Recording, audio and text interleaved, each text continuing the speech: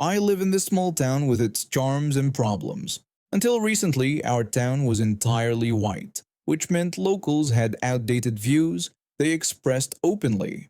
Over the last decade, we've seen a growing East Asian community moving in, mostly Chinese and Thai families.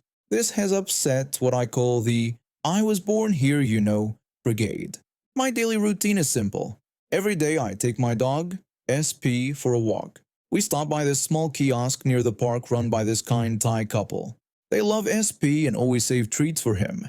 After getting our snacks, I sit for a while drinking and watching dogs in the park while SP gets treats and attention. Then we go through the woods where SP swims while I dip my feet in the river. Then we cross this bridge and head home. Today started like any other. SP ran ahead to see his favorite people while I sat down, put my headphones on, and watched puppies that were out for a walk. That's when I noticed this couple sitting on a bench nearby with their little girl. The mother was glaring at my Thai friends. At first, I thought maybe that was just her face. My friend came over to chat, so I paused my music and we talked about the puppies. I noticed the couple was now glaring at me too. It felt uncomfortable, so SP and I continued our walk. After SP failed at racing a squirrel and we cooled off in the river, we headed toward the bridge that would take us home. I still had my headphones on but hadn't turned the music back on. I tend to forget I'm wearing them. As we walked, I heard footsteps behind us. It was that same couple and their kid. I heard the little girl asking if she could pet my dog. I was about to agree, but before I could, the mother said I couldn't hear her because of my stupid headphones. I rolled my eyes but decided these people weren't worth talking to, so I kept walking and pretended I couldn't hear them. Lucky my music was paused because what I heard next showed what disgusting people they were. The father asked his wife if I was the same person they had seen earlier at the park. The mother called me a hipster and used a bad word. She then went on a racist rant, blaming people like me for supporting foreign businesses rather than local ones, and claimed if we didn't support these foreigners, they would all go back to their countries. She used racial slurs throughout. Her husband just muttered in agreement. The mother kept saying these hateful things the whole way. I felt bad for their little girl, for my friends, for anyone who had to deal with these people. I wanted to say something but didn't want to start a fight in front of their child. We reached the bridge. It's narrow, so you cross in single file. There we were, me first, followed by SP, then the mother, the father, and their daughter last. That's when it happened. SP suddenly stopped right in front of the mother. He squatted down and took the biggest, nastiest, smelliest poop ever. This thing was massive. It could have had the United Nations putting sanctions on my dog's butt. It could have applied for a driver's license and taken out a mortgage. It was that big. When the smell hit her, the mother leaned over the side of the bridge and made a loud vomiting sound. Her husband told her to stop throwing up. Their daughter couldn't stop laughing. I quickly grabbed a poop bag and cleaned it up. Once it was sealed, I walked away with SP wagging his tail behind me as we left them on the bridge. SP got a strawberry chew when we got home, and I got this story to share. I had a thriving catering business I built from scratch, a loving husband who supported my dreams, and a daughter who made every exhausting day worth it. My company wasn't huge, but we had a solid reputation in town for quality food and professional service. I'd worked for 5 years to get there, midnight meal prep, weekend events, and juggling family time with business demands. Then I met her, the woman who would later be known in my nightmares simply as Karen. I was at this monthly business mixer downtown, setting up my sample appetizer station like I always did. These networking events were great for landing corporate clients, and I needed to expand beyond birthday parties and small weddings. I was arranging my mini quiches when I felt someone's eyes on me. She stood there in expensive clothes and jewelry that probably cost more than my monthly rent. I smiled and extended my hand, introducing myself as the owner of Fresh Start Catering and offering her one of our signature appetizers. She looked me up and down and told me she only networked with successful people. Then she walked away. left me standing there with my hand out like an idiot. My cheeks burned as I noticed a few people had witnessed the exchange. Despite this humiliating introduction, my business brain kicked in. A woman that wealthy could be a valuable client. Maybe she was just having a bad day? I swallowed my pride and got her contact info from the event organizer. A week later, I was sitting in her mansion with marble floors and artwork that looked museum quality. Her home office was bigger than my entire kitchen. She told me she was hosting a charity gala next month with 300 guests, very important people, and she needed everything perfect.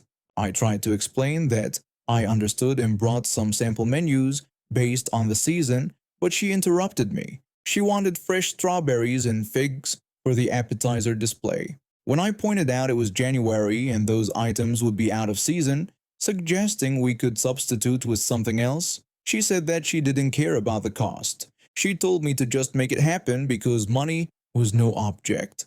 I should have walked away right then. But the potential paycheck was too tempting. My daughter needed braces and our car was on its last legs. I agreed to see what I could source, explaining it might take some special ordering. She sighed and said this was why she usually hired caterers from the city. But her usual person was booked, so here we were. For the next 3 weeks, my phone buzzed constantly with her demands. Text messages at 3 a.m. about changing the napkin colors. Calls during family dinner about how the crab cakes should be precisely 1 inch in diameter, no more, no less. When I tried to explain that I understood she wanted everything perfect, but some of these changes would require additional fees, she cut me off and asked if she had asked about the cost, then told me to just do it. My husband started calling her the client from hell. My staff threatened to quit, but I kept going, thinking about that final payment. The day of the event arrived. My team and I showed up 5 hours early to set everything up. We were arranging the last of the centerpieces when Karen walked in. She shouted, asking what this was. I tried to greet her, explaining we were just putting on the finishing touches, but she wouldn't listen. She yelled that the roses were blush when she had wanted pale pink, then asked if I was colorblind or just incompetent. I tried to explain that these were the exact flowers approved in our last meeting, and that I had the signed form, but she didn't care what she had signed and said it was wrong. Then she wanted to know where the ice sculptures were. When I explained that ice sculptures weren't in our contract and that we had discussed them but she had decided against them, she became more angry. She accused me of contradicting her and said she would never forget something so important, claiming I was trying to ruin her event. By this point, guests were starting to arrive. Wealthy people in formal wear were witnessing this meltdown. I tried to keep my voice professional. I apologized for any miscommunication and offered that my team could rearrange the flowers while I greeted her guests. She told me not to touch anything else, saying I'd done enough damage. She was screaming so loudly that everyone turned to stare. Her face was red. I'd had enough. I said that I had fulfilled every item in our contract, answered her messages at all hours, sourced impossible ingredients, but I would not stand there and be treated this way in front of her guests. She called me ungrateful, and then she lunged at me. Her hands shoved against my chest so hard I stumbled backward into the dessert table. Chocolate mousse cups went flying as I hit the floor. Before I could get up, she was on me, slapping at my face and pulling my hair. I tried to block her hits, but she was surprisingly strong for someone so thin. All I could think was that my daughter would see these bruises. One guest called for someone to stop her. Another guest asked Karen if she had lost her mind. 2 men in suits pulled her off me while I scrambled to my feet. My white chef's coat was covered in chocolate and my lip was bleeding. Karen was still yelling, claiming I had ruined everything and wanting someone to arrest me. The security guard told her that they all saw what happened and the only person getting arrested would be her. The police came. They took statements from about a dozen witnesses who all confirmed she attacked me unprovoked. Karen looked shocked when they put handcuffs on her wrists. I pressed charges. My business insurance covered the damaged food and equipment. Karen got community service. 6 months of serving food at the homeless shelter downtown. The same shelter my company donated leftover food to every week. The judge also ordered her to pay for my medical bills and damages to my business reputation. The publicity from the incident actually brought me more clients. People who witnessed it spread the word about how my staff handled everything, even with their boss being attacked. I still cater high-end events. I'm more careful about which clients I take on now. When I'm serving food at the shelter as a volunteer, I see Karen in her community service vest, serving mashed potatoes with a scowl. My husband says I should feel bad for her, but I don't. That catering event wasn't just the worst day of my professional life, it was also a turning point. I realized I'd spent too long letting people with money push me around. Now when potential clients get demanding, I tell them we might not be the right fit for their event. I've never been happier.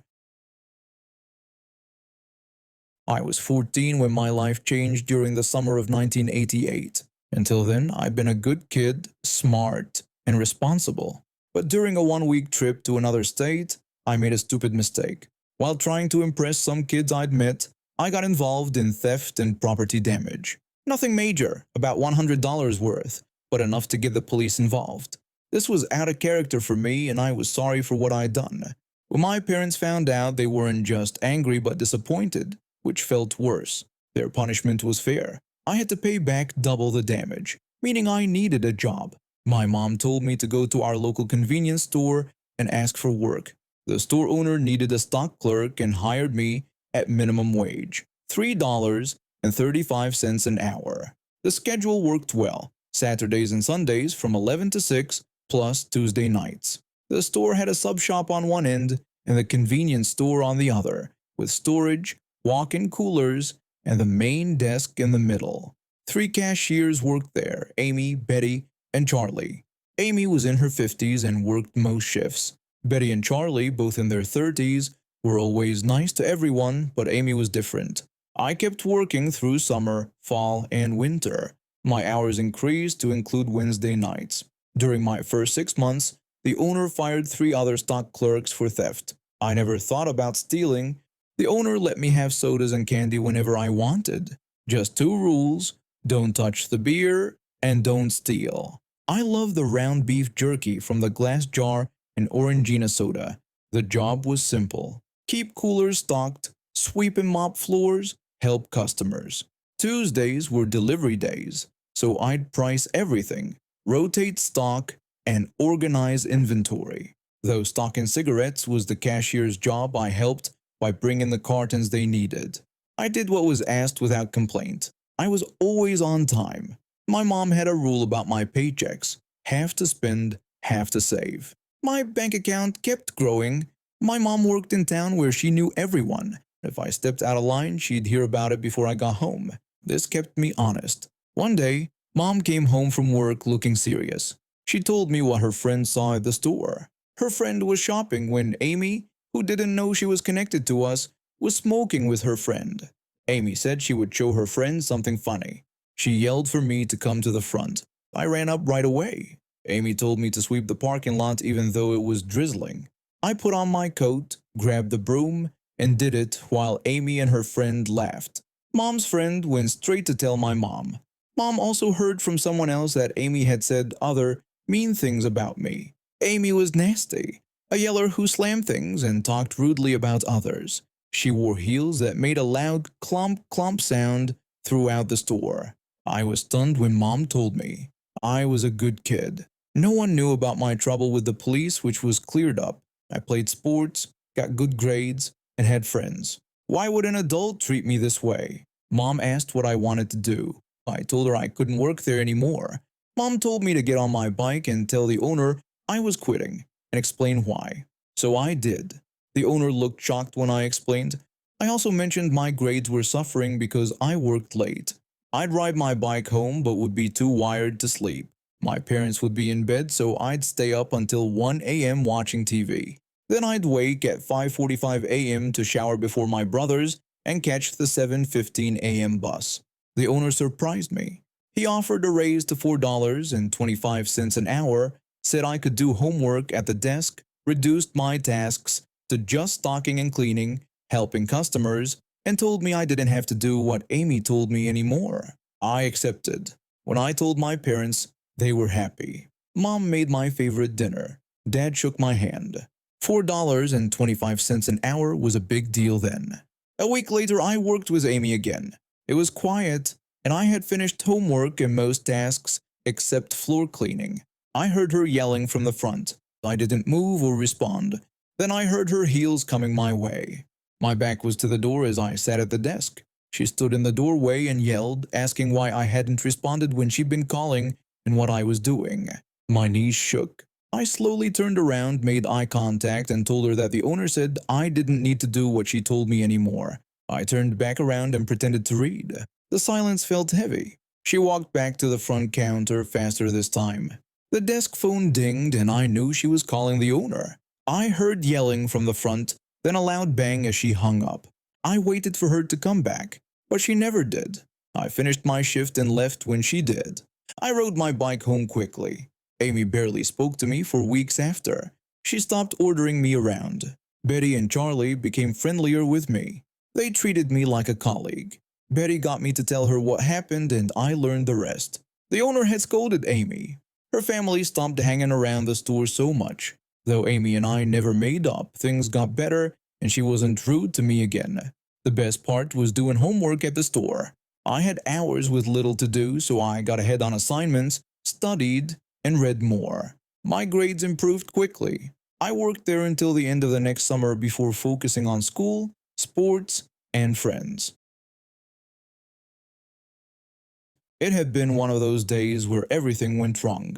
I've been working overtime at the grocery store where I've been employed for the past 3 years. Not by choice, but because my co-worker called in sick at the last minute. Again. Third time this month.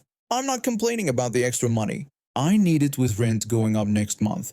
But standing on your feet for 10 hours straight, dealing with cranky customers who can't understand why we're out of their favorite cereal isn't how I wanted to spend my Thursday. By the time my shift ended, it was already dark outside. I hurried to the bus stop, checking my watch every few seconds. The last bus that goes to my neighborhood leaves at 9:30 p.m., and it was already 9:25. If I missed it, I'd have to take 2 different buses and walk an extra mile to get home. When I reached the stop, I saw the familiar headlights of the number 42 bus approaching. Relief washed over me as I fumbled for my bus pass. The driver, an older man with salt and pepper hair, recognized me and gave a small nod as I climbed aboard. I thanked him for waiting, mentioning that I thought I might miss the bus. He replied that it wasn't a problem and that I had just made it in time. The bus wasn't crowded. A couple of teenagers with headphones, an elderly woman knitting a scarf, and a man in a business suit who had clearly had a long day just like me. I sat down in my usual seat near the middle, letting out a sigh. Just as the driver was about to close the doors and pull away from the curb, I heard a voice from outside. Someone was yelling for the bus to wait. I looked out the window and saw her, a woman in her 40s, power walking toward the bus. She had a phone pressed to her ear with one hand while waving at the bus with the other. You know the type, acting like they're in a hurry but moving at the pace of a casual stroll. The driver waited. He even reopened the doors that had already started to close. Everyone on the bus watched as this woman approached. She was talking loudly into her phone. I could hear her complaining to someone about an inadequate presentation, saying they needed to redo the entire thing by Monday. She went on about how difficult it was to put together a decent PowerPoint. The woman reached the bus and then she stopped walking. She lowered her phone from her ear, stopped talking, and started typing something. She wasn't even looking at the bus anymore, just standing there, texting like we weren't all waiting for her. The driver looked in his rearview mirror at the rest of us. The businessman checked his watch. The elderly woman shook her head. 5 seconds passed. Then 10. The woman was still typing, completely oblivious to the fact that she was holding up an entire busload of people who just wanted to get home. Then the driver closed the doors. The woman's head snapped up at the sound, her mouth dropping open. As the bus pulled away from the curb, I saw her face change from surprise to outrage. She started waving her arms wildly, phone still in hand. The businessman across from me started chuckling. The elderly woman smiled down at her knitting. Even the teenagers pulled off their headphones for a moment to see what was happening. The driver commented that some people think the world revolves around them. I replied that what he did was awesome, and I didn't think he would actually leave her behind. He told me that after driving this route for 15 years, he had learned to spot the people who would keep him waiting all night if he let them. As we continued down the road, I smiled. After a day of dealing with entitled customers who treated me like their personal servant, watching someone get what they deserved felt good. The rest of the ride home was peaceful. The rocking of the bus nearly lulled me to sleep. When my stop came, I thanked the driver again for both the ride and the entertainment. He wished me a good night and said he would see me tomorrow. As I walked from the bus stop to my apartment, I thought about the woman still standing at that bus stop. Would she have to wait for the next bus? Would she have to call a taxi? Would she learn anything from this experience? Probably not. People like that rarely do. But for one brief moment, she wasn't able to make the world bend to her will. I climbed the stairs to my apartment, kicked off my shoes, and collapsed onto my couch. Despite being tired, I was smiling. A bus driver who knows when to close his doors and drive away.